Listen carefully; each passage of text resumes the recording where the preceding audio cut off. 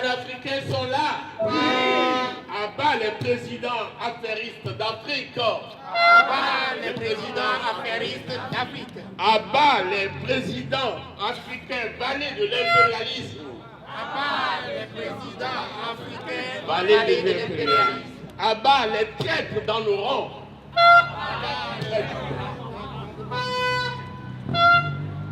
Après la minute de silence déjà observée à l'intention, à la mémoire de nos chers soldats disparus au front, permettez-moi d'abord de vous apporter les salutations fraternelles de Kodi Togo, la coalition de la diaspora togolaise pour l'alternance et la démocratie, ainsi que toute sa solidarité militante pour ce qui nous réunit ici aujourd'hui. Ensuite, voilà cette comptabilité macabre qui ne cesse de croître dans la défense de la question sécuritaire dans nos différents pays au sud du Sahel. Togo, Bénin, vous savez le reste. Mercredi 8 janvier, on l'a dit, plus d'une trentaine d'éléments des forces de défense et de sécurité ont été tués.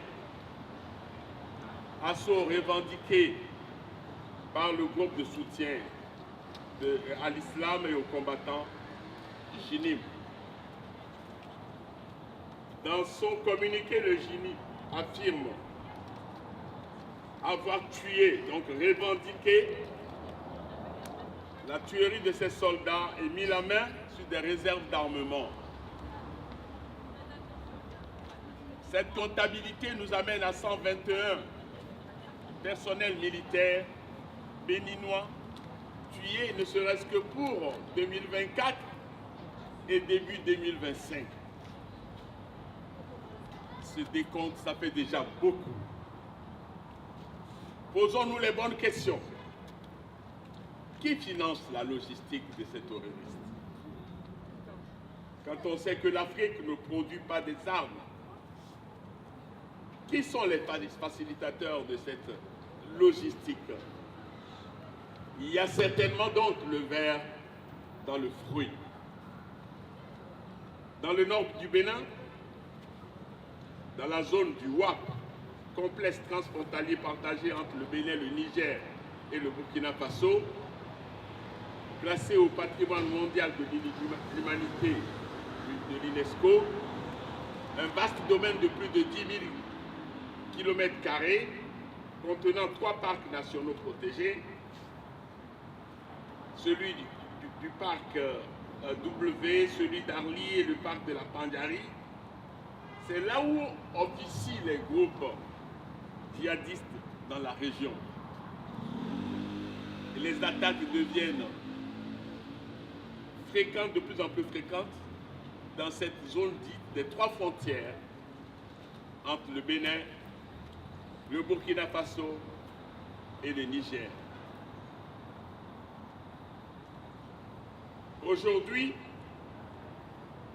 on sait que il y a beaucoup de responsables de présidents africains qui tournent le dos à leur peuple, et même les soldats tombés au front sont enterrés en catimini sans que les familles ne soient au courant, ne soient informées.